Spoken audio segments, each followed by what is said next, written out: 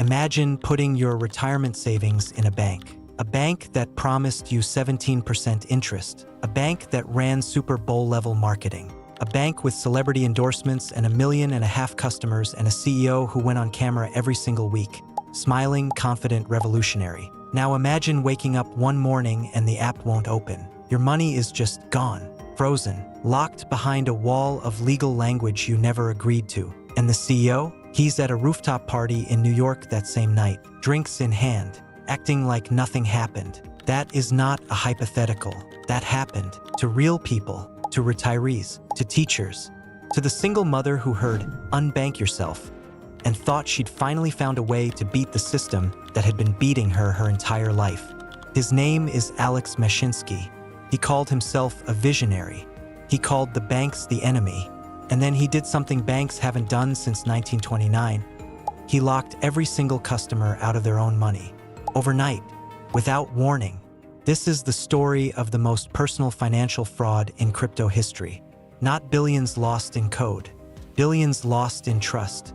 This video is for educational purposes only. Nothing here is financial advice.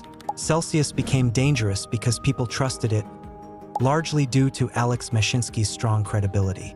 He wasn't an unknown figure.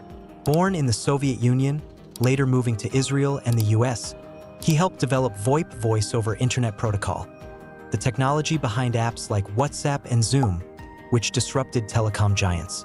He held 50+ patents and had already built and sold multiple companies. So when he said he could transform banking like the internet transformed communication, people believed him. In 2017, he founded Celsius Network with a simple pitch. Banks earn 10 to 15% using your money but pay you 0.06%, while Celsius would share profits and offer 12 to 17% returns on crypto. His slogan, "Banks are not your friend," strongly resonated with people frustrated by traditional banking systems. He wasn't just selling crypto, he was selling a financial revolution, and people invested billions because they believed in it. By 2021, Celsius Network was no longer a startup, it was massive.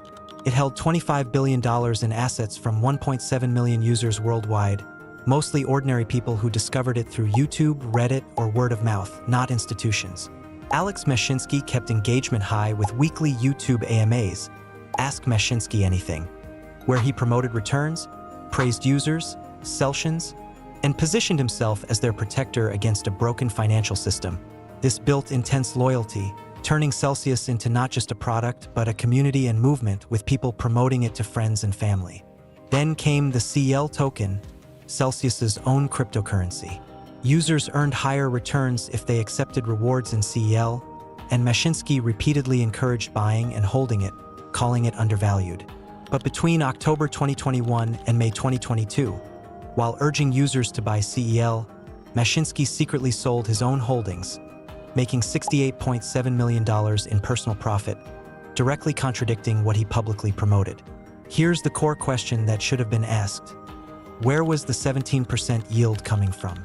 If banks pay 0.06%, that reflects safe lending. Offering 17% means either extreme risk or deception. Celsius Network was doing both. To generate those returns, Celsius invested customer funds into high-risk, largely unregulated DeFi protocols. In December 2021, it lost $54 million in the Badger DAO hack and didn't disclose it, continuing business as usual. Then came the STETH crisis. Celsius had billions in staked Ethereum, assuming it would match Ethereum's value. When STETH dropped below parity, Celsius couldn't sell without huge losses, deepening the financial hole. At that point, it resorted to a Ponzi-like mechanism, using new deposits to pay existing users' yields. Employees raised concerns, but were told to stay quiet. By early 2022, Celsius was effectively insolvent, yet Alex Mashinsky continued weekly public appearances, confidently promoting the platform as if nothing was wrong. June 12, 2022, a Sunday, at around 2 a.m., Celsius Network published a blog post. No warning, no press conference, no message from Alex Mashinsky. Due to extreme market conditions, all withdrawals, swaps, and transfers were immediately paused. No grace period, Your money was there Saturday night. By morning, it was locked. $4.7 billion frozen. 1.7 million people affected, many with their entire savings inside. A retired teacher, a worker in the Philippines, a couple saving for a house. They all woke up to a blog post, and that same night, Mashinsky was at a social event in New York City. While millions were locked out, panicking, the man they trusted was out. 1 month later, July 13, 2022, Celsius Network filed for Chapter 11 bankruptcy. The truth came out, a $1.2 billion hole between what it owed customers and what it had. Exactly 1 year later, July 13, 2023, Alex Mashinsky was arrested at his Manhattan home by federal agencies including the DOJ, FBI, SEC, CFTC, and FTC. Charges included wire fraud, securities fraud, commodities fraud, and market manipulation. As losses grew and customers kept depositing, Mashinsky continued selling his CEL tokens, making $68.7 million, building his exit while customers built trust. His former CRO, Roni Cohen-Pavon, pleaded guilty and cooperated with prosecutors. December 2024. After months of legal battles, Alex Mashinsky pleaded guilty to commodities fraud and a scheme targeting Celsius customers, admitting he had defrauded the very people who trusted him. In May 2025, John Coeltel sentenced him to 12 years in federal prison.